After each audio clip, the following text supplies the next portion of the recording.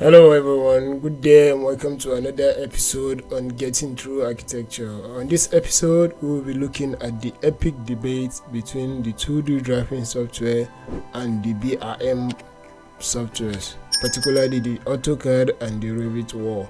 The debate between these two shouldn't actually exist, but they do. That's why we have to learn how to navigate through them. First off, let's look at the core purpose of the creation of this app. The 2D drafting software, such as the AutoCAD, were designed with the initial purpose of making and documenting designs in 2D.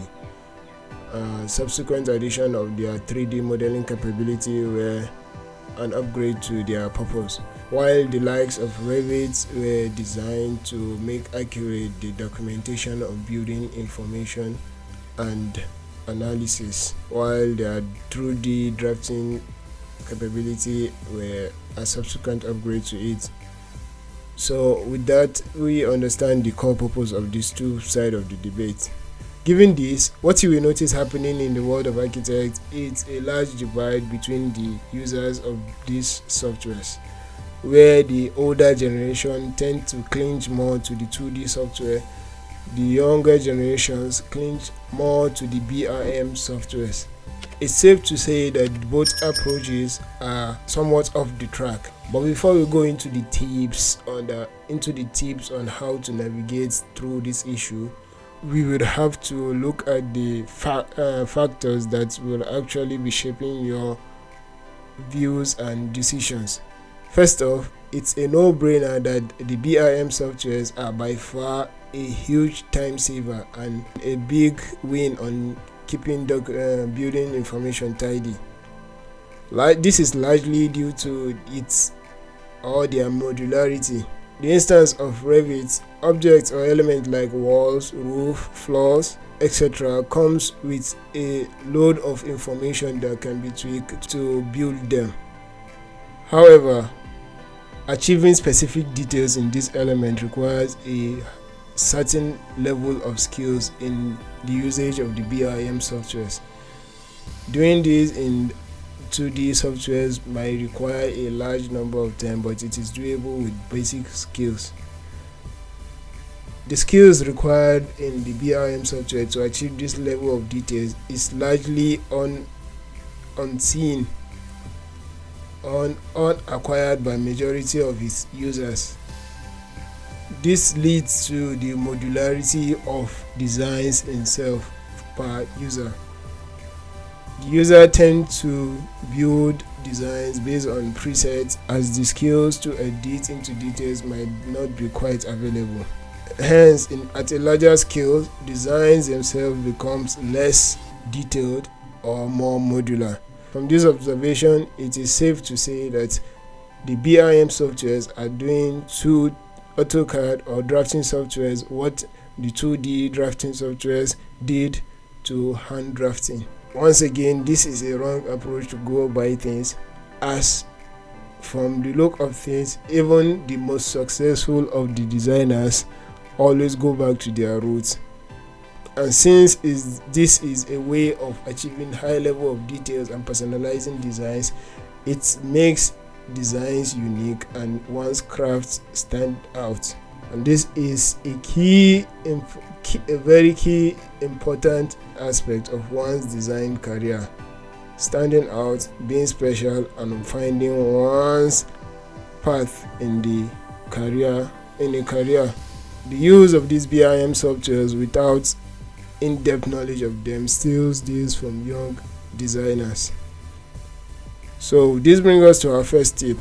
Before you cling hardly onto a BIM software, acquire a high level of expertise in editing and usage of their features.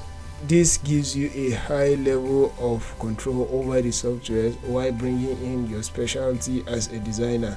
Another aspect to look at is that these BIM softwares are highly driven by professional settings, where all or most of the professionals in the building industry regarding a particular project meet together to work on that same project. BIM make this process easier. However, this settings is not readily available to most of the professionals, especially the young architects. Most systems employed prefer a design that is easily transferable between the professionals, where the aspects of the project are actually independent of each other and can be easily moved between the professionals. The 2D is separate and it can be edited by someone else regardless of who started it. The 3D can also be done like that, and so on and so forth. As mentioned, the professional settings is not readily available for the young architect, and hence where the problem lies. So how do you go about this? Here are a few tips for the young architects if you are still in the course of study.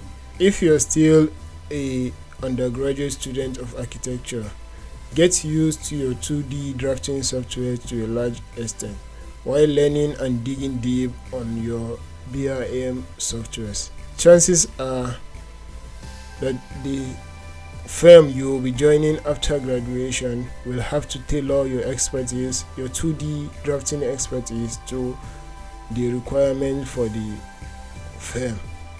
While if you are joining a BIM oriented team, you will be needed at a certain level of expertise that they don't have to retrain, hence the necessity to come with a huge background in it. While if you are a young architect already practicing after graduation, who might have neglected their need for 2D drafting skills, get used to frequently practicing your 2D drafting while opting in for a professional course on your BIM software.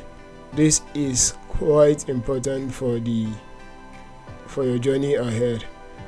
And at the other hand, for the older generations that might be clinging on to the 2D softwares only, get familiar with the BIM softwares. Like we've mentioned before, BIM might just do to 2D softwares like AutoCAD what likes of AutoCAD did to hand drafting. I think that will be enough for our episode today. Bottom line, you can't segregate between these two aspects of design tools. Best is to find a way to integrate both into your design processes.